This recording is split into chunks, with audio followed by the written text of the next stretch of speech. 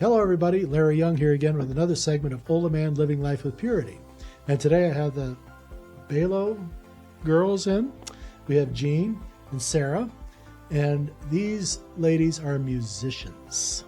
And they do a lot of the music at the masses at the Oratory in Rome City, and that's how we met, right? And that's been, what, 4 or 5 years now? Yeah. Almost 4 years. Right. So they do the music. Sarah takes care of all the music ministry, and Jean lends her voice to the singing and amplification and keeps the crowd all rowdy with her. Don't you do some wombat dancing or something like that to try to make them go? No. That must have been the Protestants that were in. Okay, maybe that was a different thing, different day. But I wanted to ask you two. I've been wanting to get you in here for a while. And with doing the music ministry with the parishes, how did you get started doing this? So that would probably start with my story a little bit. I was taught by a very kind lady at church how to play the piano. Grew up doing that throughout my life. And when I was about 16 or 17, I really kind of just had this little spark of I wanted to learn how to play the organ. And so our music director at the time at the parish that we were going to went ahead and taught me how to do it for free. And I started out playing the bright and early 7 a.m. masses. So if there were mistakes and things like that, it was okay. People weren't quite awake. We call that low impact. Yes, exactly. It was a very low pressure. And then from there I went on and I got a music education degree originally to teach. And when I came out of the college that I went to, my program was very difficult and I was just kind of burnt out, and I was going to go teach at this middle school where they wanted me to have 100 kids in a classroom at a time, just me. And I was like, oh man, I'm just feeling like this is not You're going to need a lot of tambourines for that classroom, yes, that's for sure. Yes. And then kazoos. Yeah. Lo and behold, right about as I was about to start that job, a parish priest who I had filled in for the summer, they were in between directors, approached me and he's like, hey, I know you have a music ed degree, but I know you also play piano and organ. Do you want to come be my music director? And that was by far the best decision I've ever made in my life. I had so many blessings come through that parish in particular. And then it just really kind of took off from there. I really enjoy playing for Mass, and it's something I'm able to do and give back. And it's the way you enjoy your Mass. it is. It makes it a whole lot different when you're part of the ceremony and the sacrifice Yes. of the Mass than just being there. Yes. There's a whole lot different. I know I grew up as an altar boy, and I always did the 6 a.m. Mass during the week. Early. Well, that was up early anyway, but I did the 6 a.m. Mass because then I didn't have to be to class until 10 a.m. So I would get to go in, do the 6 o'clock Mass with the priest, and then I'd go back home, and I could go do my homework or stuff like that, or jerk around, watch Captain Kangaroo, whatever on TV, and then I didn't have to be to school then until 10 a.m. because the rest of the kids are going to be going to the 9 o'clock Mass. Oh, that was perfect. And so I just had more time to joke around in the morning then. So I ended up with about a 6-hour school day versus my classmates all had a 7-hour school day. They're all stuck an hour longer. Yeah, they all had to get there earlier. But I had already been there and gone and back home and, finished my cornflakes or whatever it was. And Got to relax. Well, I was able to take a little more time to make sure my homework was straight, and stuff like that. So I was never really behind. It just worked out for me. So I've always been an early riser, but it made a big difference. Oh, yeah. In trying to understand what we're doing. And so that went on for a while. And then when did Jean join the duo? Oh, well, I'm Sarah's mom. So I go way back with church music. When I was a teenager, we had an amazingly big parish where I grew up. And we had an overflow Mass that would be held in our parish hall. And when I was just, maybe about 14 or so, it was a guitar Mass back in the day. And we were all hippies. We were. And I was just so enamored with one of the gals who would sing, she had the most beautiful voice, and she would just sing out so loud and clear, and just such a beautiful way of giving glory to God. And my friend Susie, she Always a Susie. always a Susie. Always a Susie. She could play any instrument. She played piano, she played violin, and she decided she was going to take up guitar. So she kind of dragged me in, and we became part of this guitar group. Well, at the time, I didn't even own a guitar, but I loved singing. So I just kind of sing in the background. Sadly, her sister had passed away. She was killed in a car accident, and I inherited Sherry's guitar. So now I had a guitar. I just needed to learn how to play it. Very pathetic. And Never heard that song. I learned soon enough that it was very hard for me to coordinate the singing and the playing of the guitar Yeah. at the same time. And my first few times doing it, I just laughed so hard I cried because it just sounded so bad. But years go by, and I get a little bit more proficient at it, and began to play. I was a school teacher in Catholic schools, so I began to play for school mass. And while I was living in Fort Wayne, one of my friends, her husband was in a band, and he also did a show for public radio station. He's the one. Okay. Yeah. All right. So one night, he asked if I would like to be on the show. Like, okay, you just have to, sing a few songs. Maybe Well, it's play- kind of funny because I have a guitar right here. Yes. Oh, sorry. No. Maybe just play a few songs. And I thought, okay, my repertoire is just mostly like church hymns, and I can play a few of those all right. And went on the show, and it was way more high-tech than I ever thought it would be. And then putting on headphones and trying to sing and having the feedback. I've got headphones. You want headphones? Oh, We can no, go high-tech. thanks. I only use headphones Yeah. if people have hearing Yeah. disability. Yeah. Trying to sing and get that feedback, and I always thought, well, I can sing way better than I can play. But here I thought I would do 2 or 3 songs in an evening.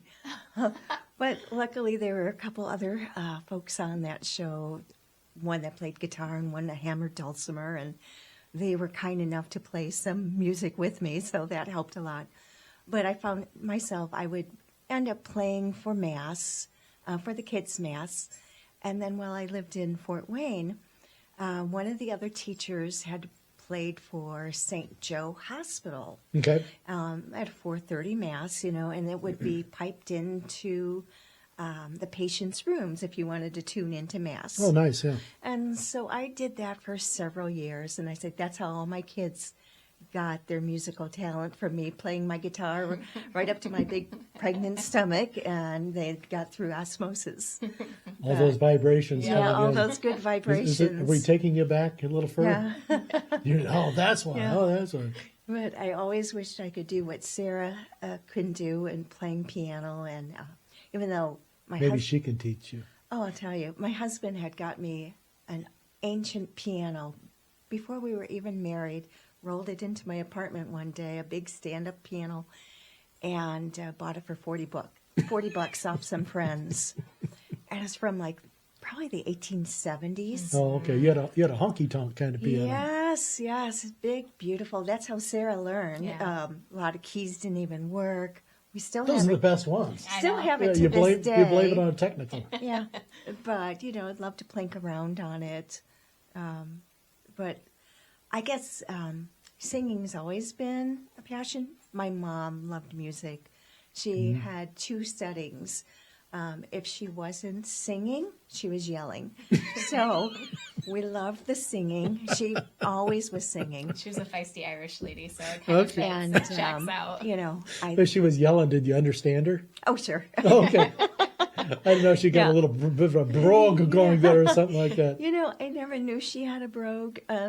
Growing up, she spent most of her, probably about over 30 some years growing up in Ireland, and didn't come to the States till she was in her 30s, and that was just how she talked. I never knew she had a brogue. Mm-hmm. You know, some people would say that, and I'm like, what are you saying? And then every once in a while, I'd hear someone that was from Ireland. I thought, oh, they sound like my mom. Mm. You know, They were like, but there's to the me- accent, Mom. Or if you get two of them together, they try to Yeah. outbrogue the other one, don't Oh they? no, she never wanted you to think she had a brogue. No. It was Oh. thick. Yeah. She had it. But unless you introduced her to somebody else who's Yeah. from the old world, Oh, then no. they all want to go back like, I'm more broke than you are.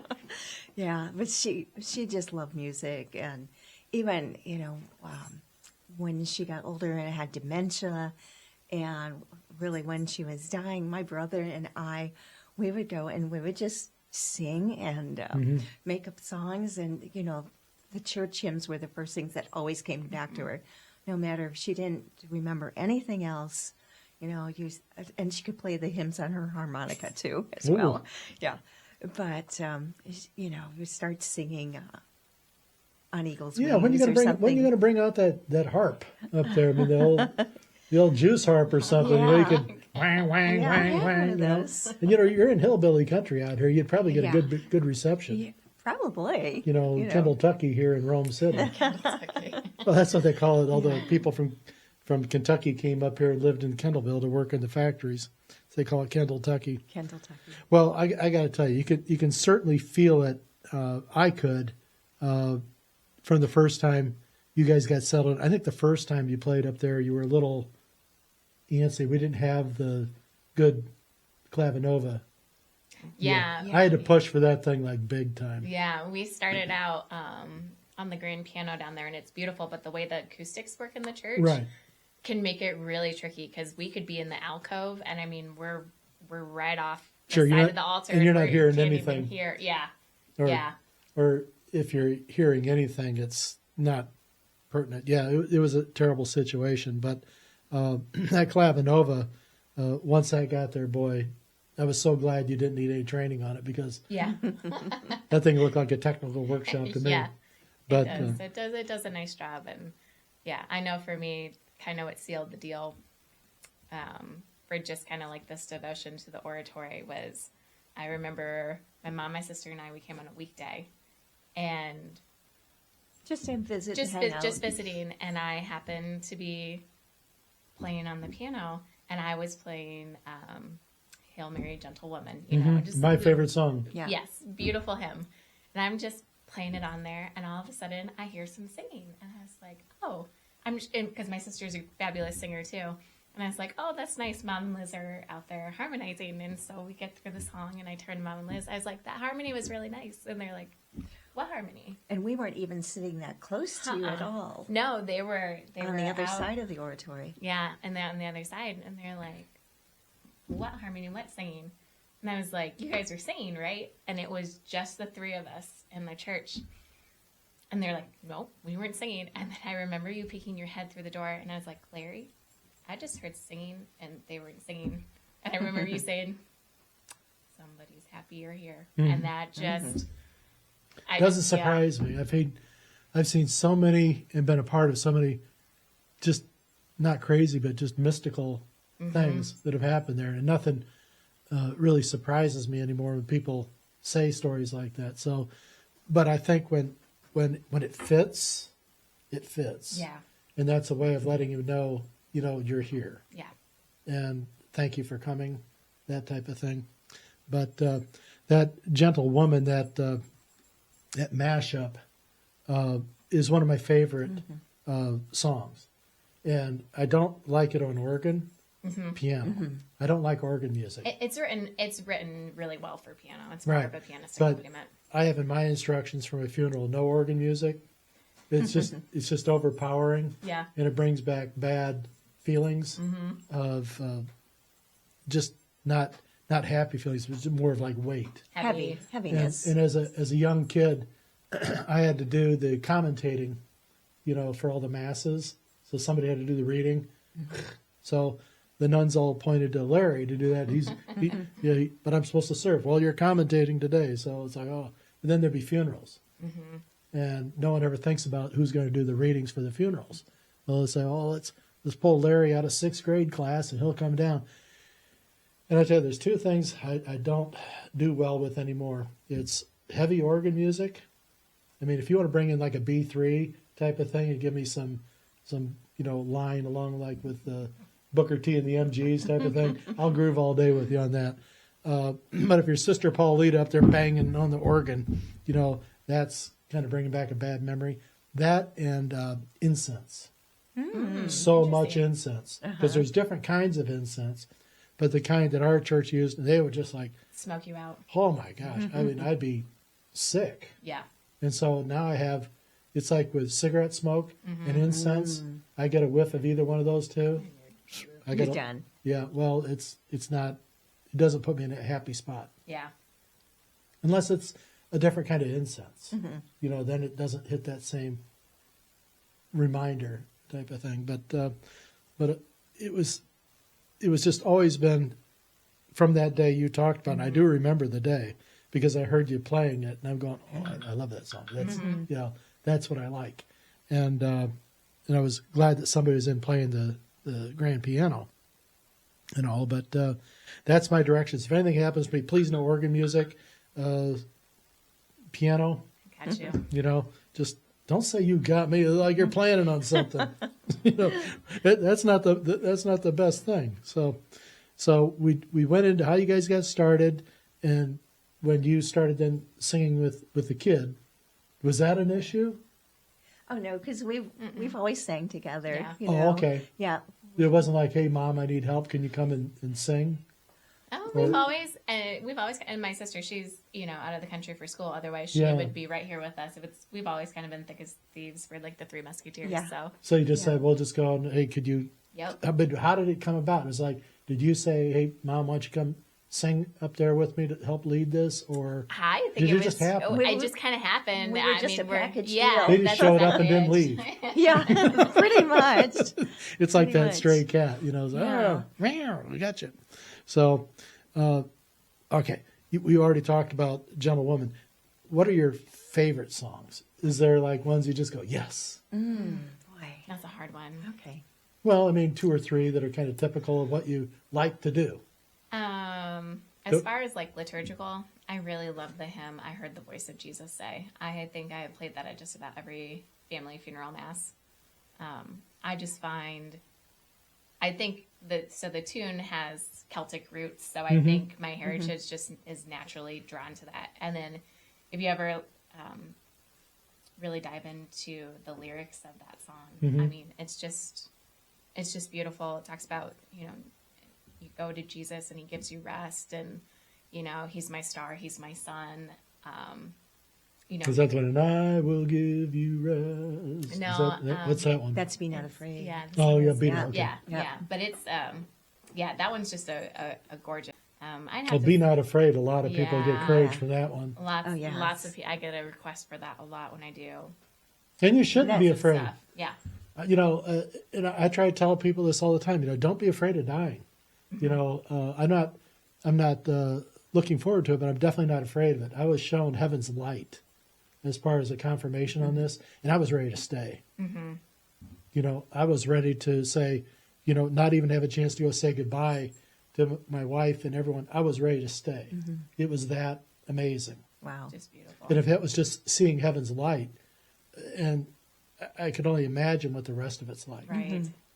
And I've had people that have passed that have come to me in dreams before I even found out that they died. And they're telling me, Larry, it's more amazing than you can even imagine. Because I told them, not to be Not to be afraid. afraid. And you don't need to be afraid. God has made it so perfect for us. Yeah. With our life and our existence and our passing. There's comfort in that. And it's nothing to be afraid of. It's something to be excited about, but you want to live up until that last breath. Right. Okay, but not out of a selfish, but just an experience. Experience life all the way. Yeah. But don't be afraid, because it's all part of our natural order. And there's such comfort in it. God makes it easy as our systems start to break down for the passing. And I've been around and been a part of several passings like that. And they're never easy, but they're they're very easy to accept once you understand that it's not the end. And this person's actually going to some place that's totally awesome. Right. And then it's like I was trying to tell you about how to accept the bad news or things like this with a dog passing and things like that. Once you learn to give thanks for those experiences, then they're not as troubling to you. They don't come as demons to you. They come as like little gifts. Yes. Like I showed you the butterflies. They're like the little gifts of the butterflies that come to you that aren't supposed to be there, but God makes them be there. You know, this isn't natural. And that's what God does. He uses the unnatural. He uses the natural to do the unnatural to show you.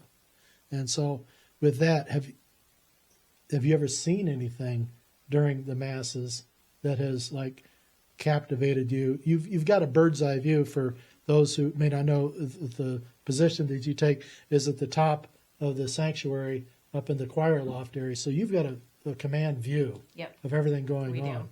And so all the years you've been doing this, you did allude to something, but is there anything that just like you can't forget, that something that was so stunning to you that is just remarkable, and you think back to that, you go, wow, that was like, it was incredible. You told me a little bit about the statue. Yeah.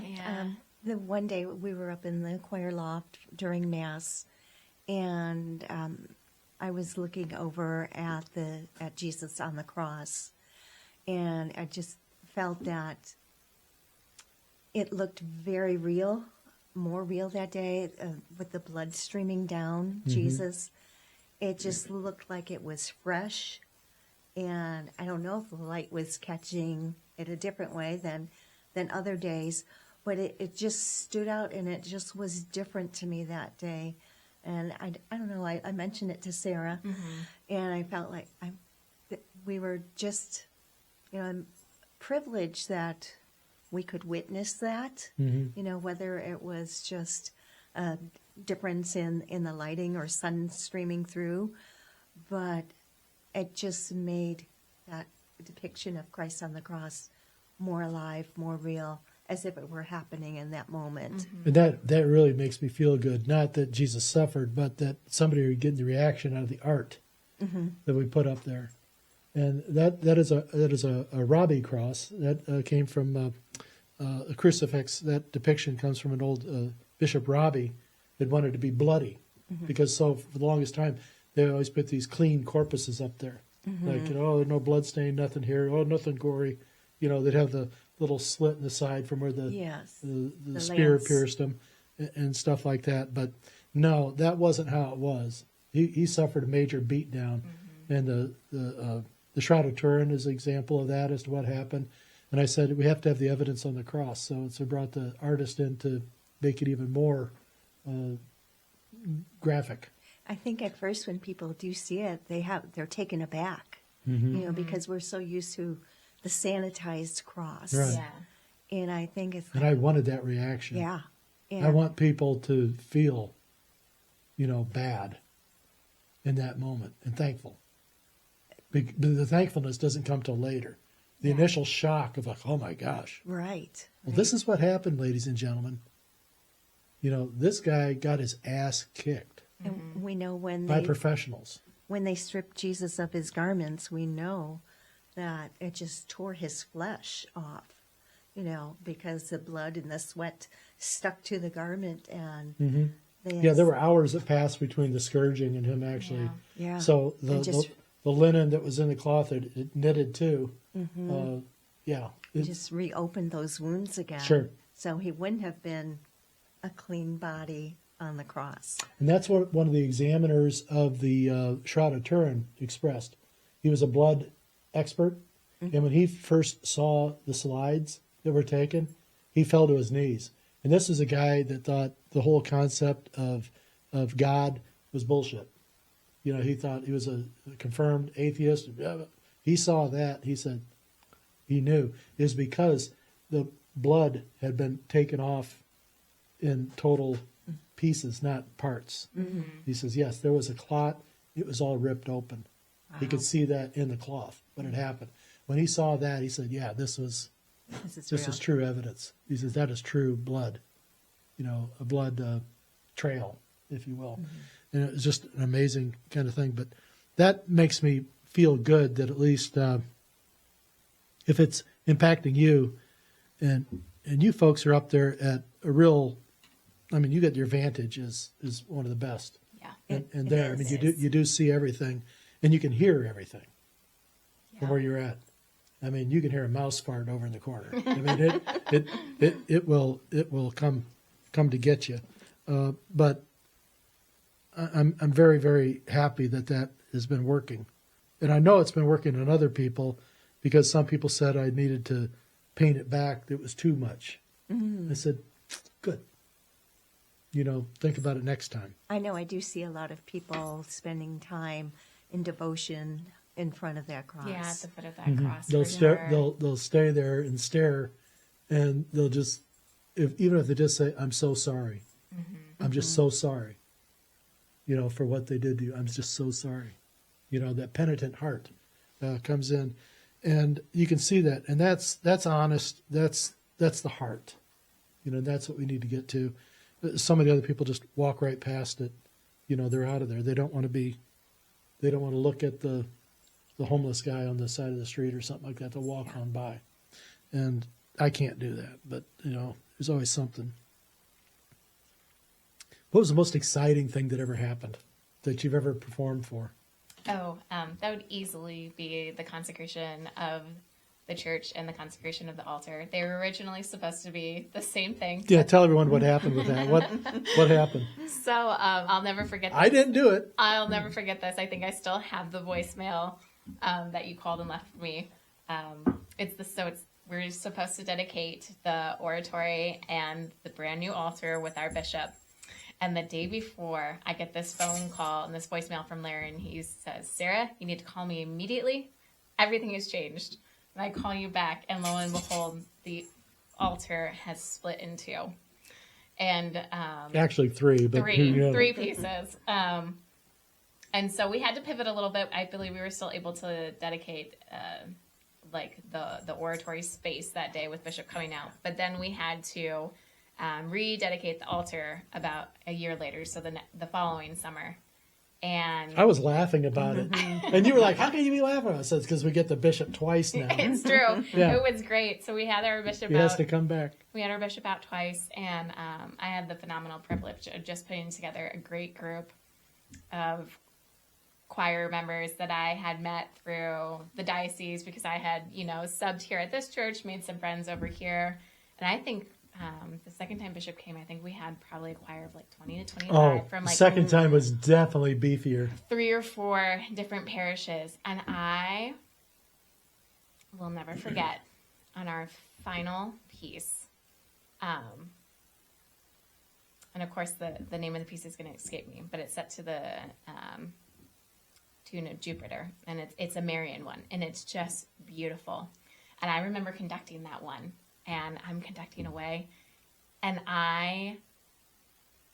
there's a descant in that piece, but it doesn't come until the very end. And throughout the piece, I'm just hearing, where are these little descants coming from? Where are these little descants coming from? I mean, it was just filling me. I almost couldn't breathe, just because I was so...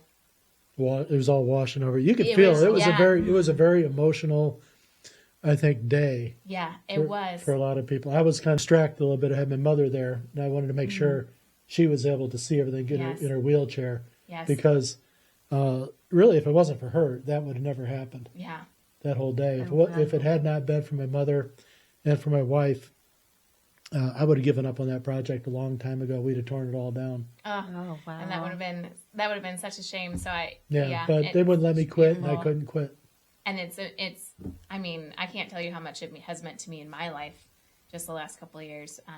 But just the fact that after we had finished that piece, I knew once again, I was like, thank you, angels, for singing with me once again. It just is not something that happens on a, daily basis and stuff like that. And for me to not only be able to experience that once, but twice in my time there, has just been, I mean, you can't even describe that feeling. It's just, you're just caught up in the spirit and just the holiness of the place. You just feel it, that there's something moving there. and it needs to be exercised. I mean, not exorcism, but it needs to be worked. You need to use that effectively in doing larger programs. And this is a disconnect that I'd had before. But we used to, back in the day, we have all these different churches up around the area here, Baptist or, non-denominationals and like that. But they all have people who sing. And I used to have, during the holidays, the Christmas season, we would have the Night of Lights. And we just have candle lights in there. And I'd invite all the churches to come, and they could all sing 2 songs.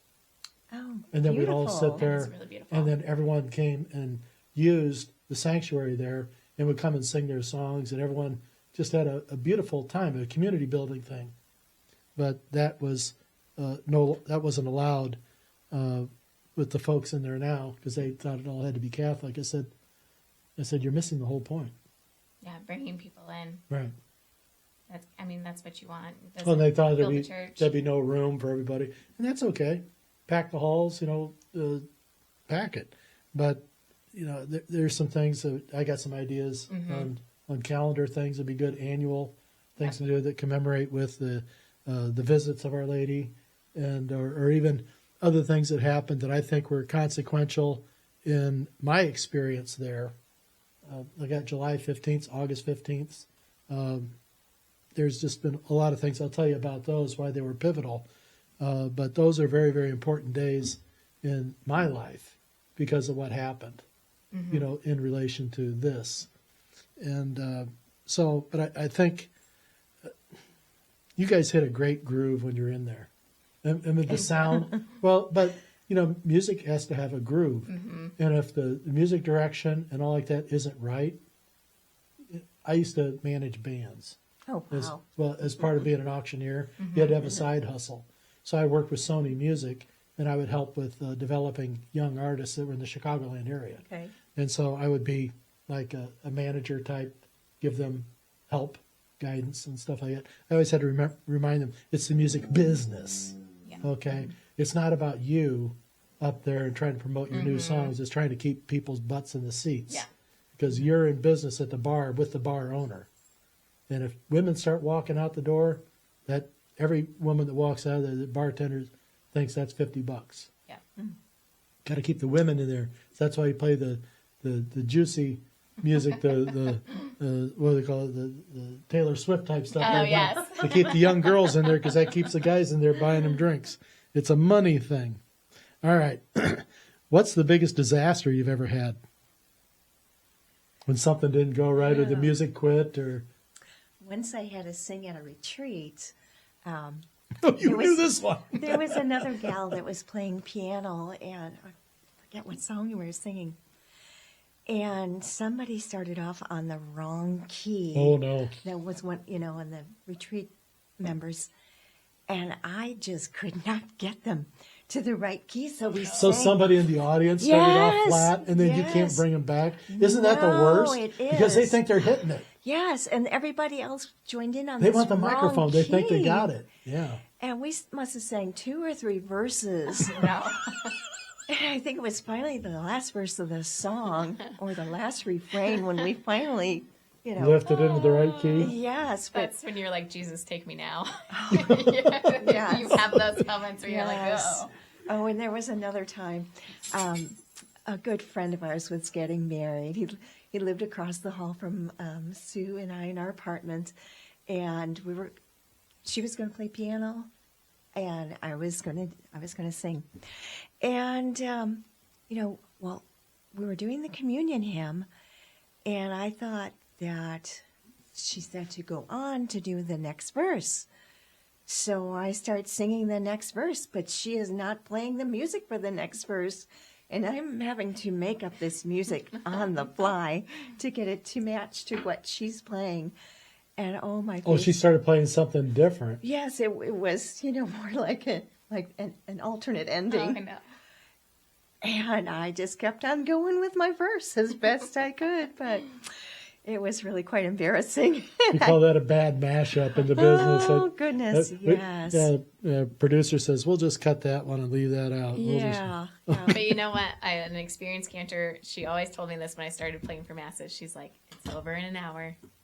No one's going to remember next week. And that always gave That's me pretty comfort. much. Yeah. That is pretty much. But at that moment, though, you feel like ashamed walking to the Oh car. my gosh, yeah. yes. All you want to do is not say, hey, go. You know. Yeah, exactly.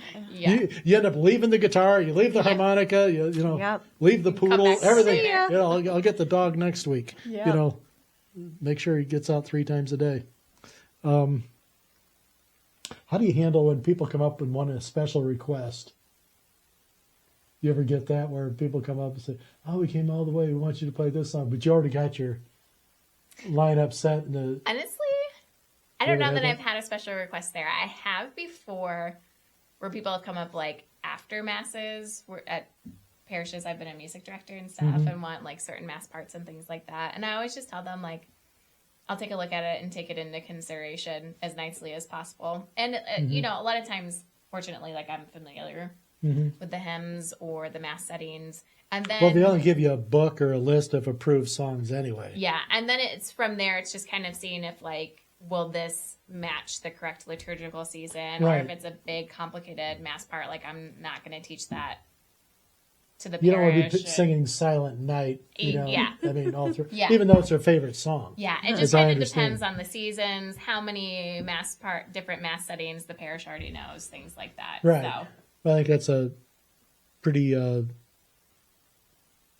diplomatic way of saying, we'll see if we can't work that in. You have to get approval from the pastor. You know, you can always blame it on him.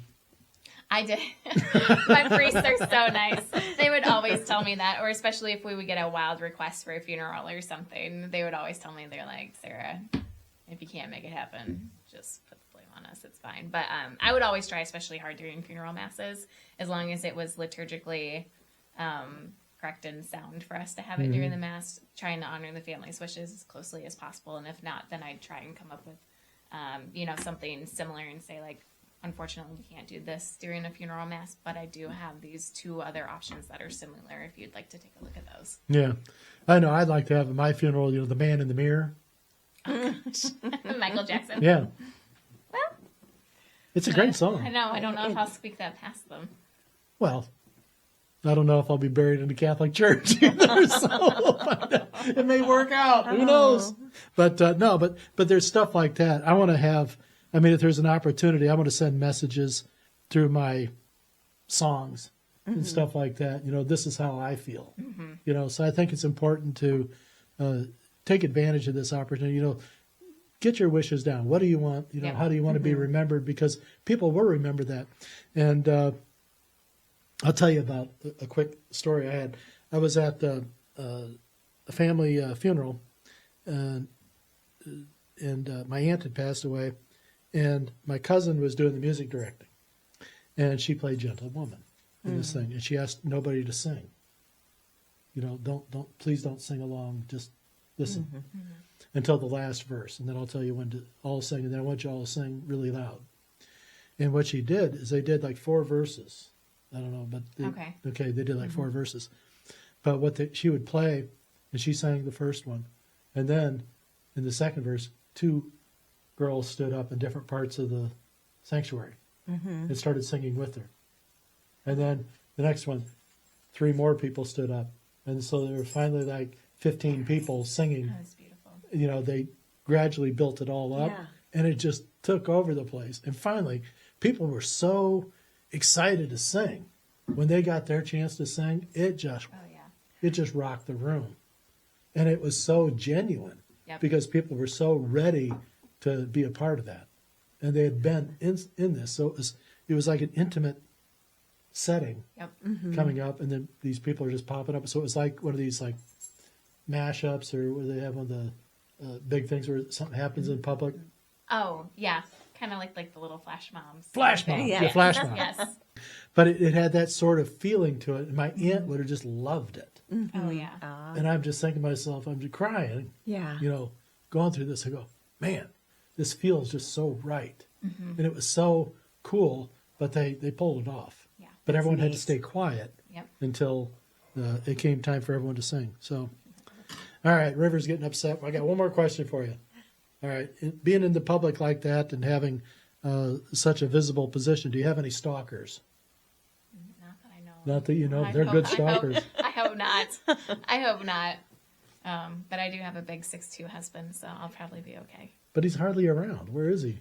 He's back home now. Is he from now? school. Yeah. Yeah. He graduated from vet school and everything, so he's back home. Is he doing big animals? No, he's small animal emergency. He works at a small animal emergency hospital. Where's that at? Just up in Mishawaka.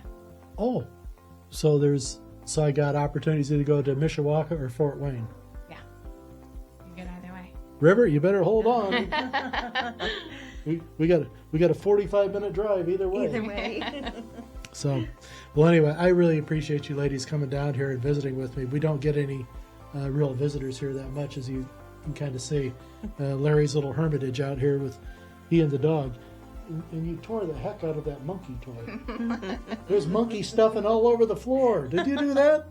My golly. So, well, anyway, I appreciate you ladies coming in here and taking care of that. So, until next time, I love you, and I'll be back.